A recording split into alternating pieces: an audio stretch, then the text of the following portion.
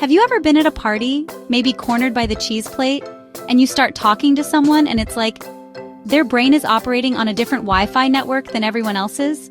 A better, faster network with no buffering.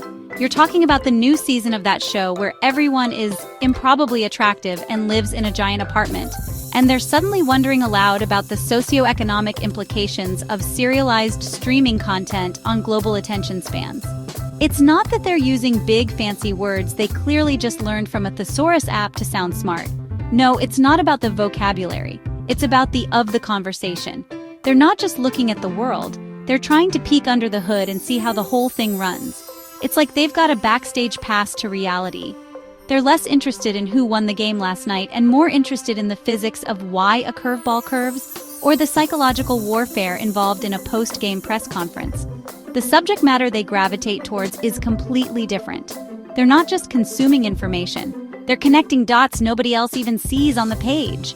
And let's be honest, sometimes you walk away from those conversations feeling a little bit like you just ran a mental marathon you didn't train for, but also smarter. Like you got a free upgrade for your brain. These unique topics are key indicators of their intellectual prowess. So let's dive into some of these conversation topics that hint at someone being a high-level thinker. Or at the very least, someone who's really interesting to be stuck with next to the brie. High-level thinkers I've noticed have this weird tick where they can't just enjoy a new gadget. You show them a cool new robot vacuum, and their first thought isn't, wow, I don't have to deal with dog hair tumbleweeds anymore. It's, okay, but what happens to the janitorial industry in 20 years? What are the privacy implications of a mapping device roaming my home? Will the robots eventually form a union? And will I have to pay them in batteries? They're constantly playing a game of chronological chess, thinking 5 moves ahead for all of humanity. It's this obsession with the ripple effect. They see a single event, a new law, a tech breakthrough, a viral TikTok trend, not as an isolated incident, but as a rock thrown into a pond. They're fascinated by the ripples. They want to trace where each one goes, how big it gets, and what unsuspecting lily pads it's going to jostle on the other side of the pond. It's a conversation that goes beyond the immediate oohs and ahs and straight into the, oh, what have we done? It's not about being a doomsday prepper. It's about understanding that the future isn't just something that happens to us. They're the people who, in 2007, were probably talking about how the iPhone would fundamentally change social structures, dating, and the very concept of being present. Meanwhile, the rest of us were just trying to figure out how to set a custom ringtone without accidentally calling our boss.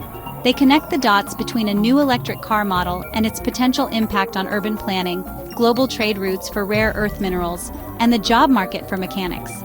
It's a dizzying but fascinating way to view the world. This forward-thinking mindset isn't about predicting the future with a crystal ball. It's about building it responsibly. It's about having the foresight to ask the tough questions the robot vacuums demand dental benefits. They understand that the choices we make today are the blueprints for the world our kids will inherit, and they believe it's worth spending a little time talking about those blueprints, making sure we've measured twice before we cut once. Or, in this case, before we unleash an army of sentient floor cleaners. You know you're talking to a high-level thinker when the conversation veers into territory that makes you feel like you're in a philosophy class you forgot you signed up for. They're the ones who bring up ethical dilemmas at brunch. You're just trying to decide between pancakes and eggs Benedict, and they're pondering the moral framework of gene editing. Suddenly, your choice of breakfast feels incredibly low stakes. These conversations aren't about finding a simple right or wrong answer because, spoiler alert, there usually isn't one. It's about wrestling with the gray. For example, artificial intelligence. Most people are either scared it's going to become Skynet or excited to have it write their work emails. A high-level thinker is in the messy middle. They're asking, if an AI creates a masterpiece, who gets the credit? The programmer? The AI? If a self-driving car has to choose between hitting one person or swerving and hitting 5 others, what should it be programmed to do? And who is liable? These aren't just fun thought experiments, they're the real-world problems we're sprinting towards. These discussions require a ton of empathy and critical thinking. They're not trying to win an argument. They're trying to understand the full scope of the problem. They'll bring up things like data privacy, not just as a complaint about targeted ads for cat sweaters, but as a fundamental question of autonomy and consent in the digital age. Is convenience worth sacrificing our personal information? Where is the line? They're comfortable sitting in the discomfort of not knowing, of acknowledging that both sides of an argument can have valid points. And it's not just about tech. They'll dive into the ethics of fast fashion, the moral obligations of wealthy nations to developing ones, or the complex ethics of historical monuments. They push past the surface-level outrage or acceptance and dig into the tangled roots of the issue. It's this willingness to engage with complexity, to hold two opposing ideas in their mind at the same time without short-circuiting, that really sets them apart. They know that the most important questions are often the hardest to answer. Sometimes, a conversation with a high-level thinker feels like your brain is doing yoga for the first time. It's a little painful, you're not sure you're doing it right, but afterward, you feel surprisingly limber. This happens when they steer the conversation into the deep, murky waters of theoretical concepts. They're not content to just talk about what is. They're obsessed with what or what might be happening in a dimension we can't even perceive. It's the ultimate intellectual playground. They're the ones who will casually bring up quantum physics while waiting for the microwave. They'll start talking about Schrödinger's cat, not because they're a cat person, but because the idea that something can be in two states at once, both dead and alive until observed, is a concept that blows their mind and has implications far beyond a hypothetical feline. They get a genuine thrill from the idea that the universe is fundamentally weird and probabilistic, not the neat, orderly machine we once thought it was. Then there's philosophy. Oh, the philosophy. They'll debate the nature of consciousness. Are we just a complex series of biochemical reactions, a wet computer, or is there something more? A ghost in the machine? They'll discuss the simulation hypothesis, the idea that our entire reality is an advanced computer simulation, with the same seriousness that other people discuss their fantasy football league. These aren't just stoner thoughts, they are genuine inquiries into the fundamental nature of existence. These conversations stretch the mind beyond the obvious and the tangible. They force you to question your own assumptions about reality, time, and your place in the universe. Talking about the paradoxes of time travel or the concept of infinity isn't about finding a practical solution. It's about the sheer joy of intellectual exploration. It's a sign that someone isn't just living the world. They're actively trying to understand the source code. It's a mental exercise that keeps the brain agile, curious, and open to the vast, beautiful strangeness of it all. Chapter 4. The Upgrade Button, Personal Growth and Self-Improvement. You know, you can often spot a high-level thinker by the way they talk about themselves. Not in a bragging, let me list my accomplishments kind of way. That's the opposite.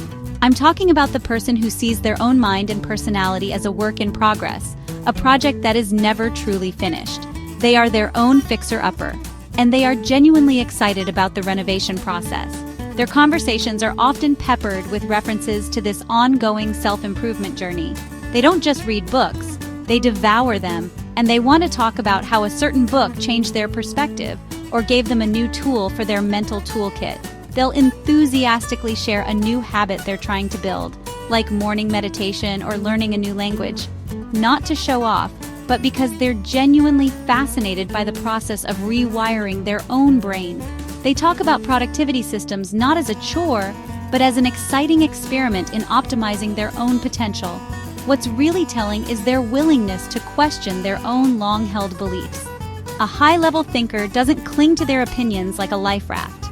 They hold them up to the light, poke them, and see if they still hold water.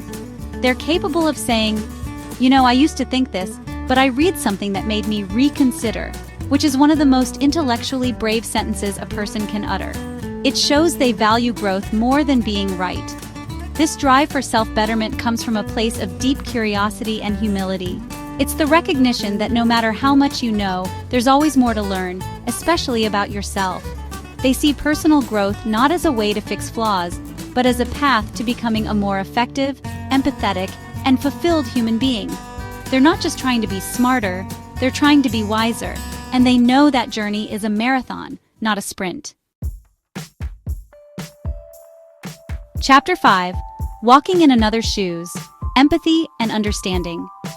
Intelligence isn't just about processing facts and figures at lightning speed. Some of the most brilliant people I've met are masters of a different kind of intelligence, emotional intelligence. A conversation with them feels different. It feels safe. They're not just waiting for their turn to talk, they're genuinely trying to understand where you're coming from. They listen with the intent to comprehend, not just to reply. This focus on empathy is a huge sign of a high-level thinker. They're the kind of person who, when you're talking about a conflict you had with someone, doesn't immediately take your side. Instead, they'll gently ask, well, what do you think they were feeling in that moment? Or what might their perspective be?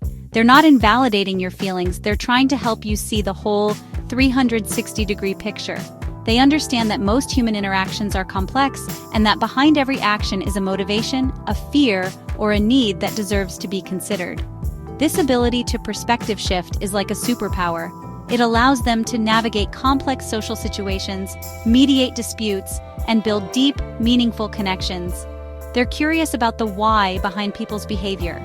They're interested in different cultures, different life experiences, and different points of view because they recognize that their own experience of the world is just one of billions. They see every conversation with another person as a chance to add a new color to their understanding of the human condition. Ultimately, these conversations about empathy and understanding reveal a profound truth. High-level thinkers know that the world is not a monologue, it's a dialogue. They value connection over being correct.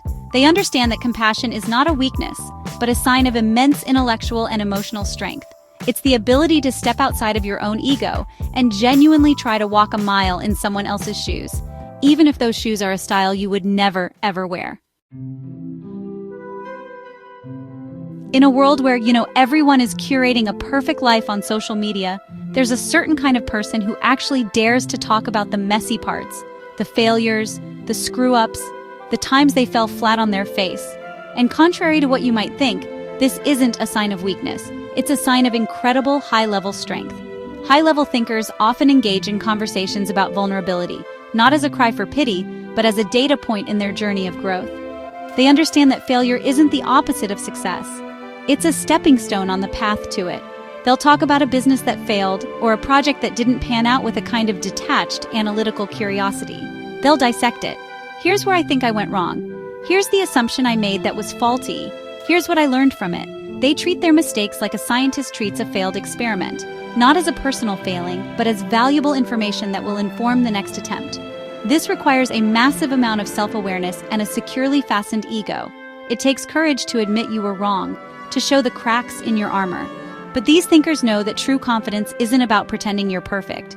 It's about being so secure in your own worth that you don't need to. They create a space where it's okay for others to be imperfect too. When they share their struggles, they give you permission to share yours. These conversations are incredibly powerful. They're a testament to a higher level of living, one where you're not constantly running from your past or trying to project an image of invincibility. You're integrating all parts of your story, the triumphs and the faceplants, into a coherent and authentic whole. Discussing vulnerability is a declaration that you are more interested in being real than being right, and more invested in growing than in guarding your pride. It's the ultimate power move.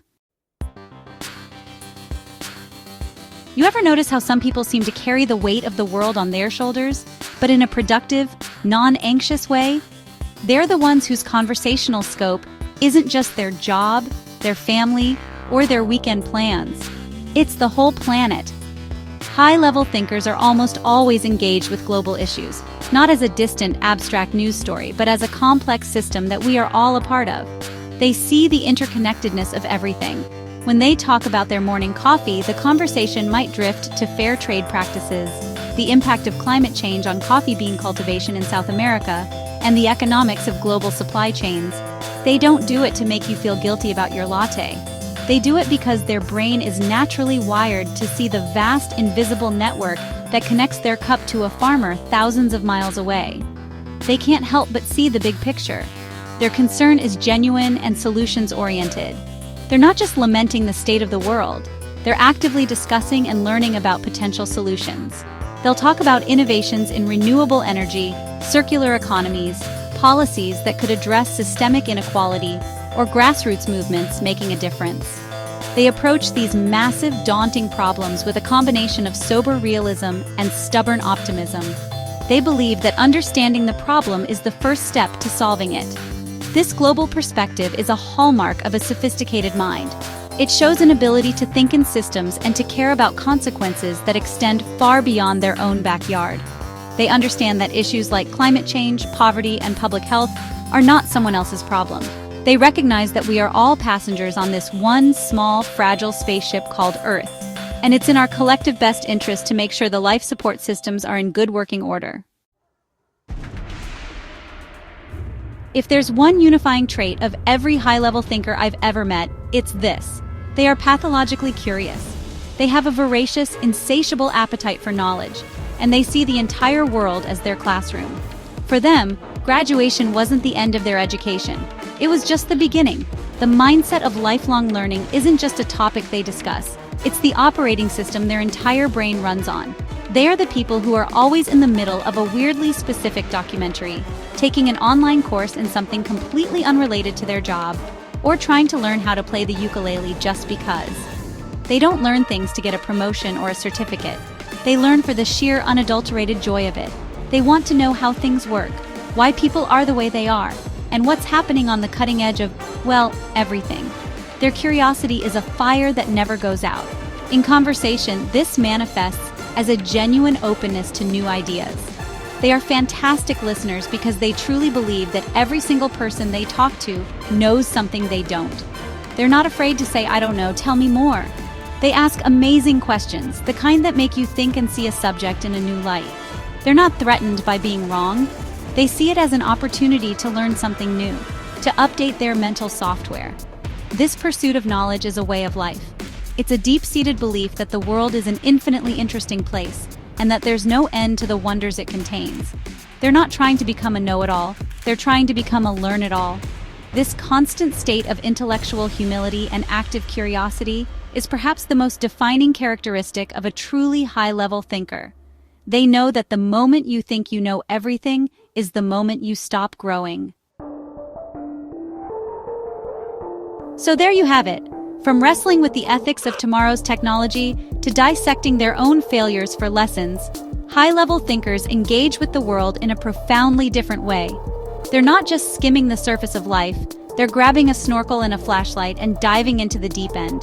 They push conversations and themselves past the comfortable and into the territory of real growth and understanding. It's about connecting the dots, questioning assumptions, and embracing the beautiful complexity of it all.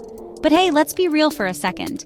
Even if these topics don't come up often in your conversations, it doesn't mean you're not a high-level thinker. We all have unique strengths. Maybe your genius is in your quiet empathy, your killer comedic timing, or your ability to build a piece of IKEA furniture without having a complete meltdown. Intelligence isn't one size fits all. Some of the smartest people I know would rather talk about dogs than dialectics, and that's perfectly fine. Ultimately, what matters is curiosity and the willingness to engage. Every chat, whether it's about quantum mechanics or the best way to cook a steak, is a chance to connect and expand your own universe. As Einstein said, the true sign of intelligence is not knowledge, but imagination. Every conversation is an opportunity to learn, grow, and glimpse into the mind of a high-level thinker. And who knows, that high-level thinker might just be you.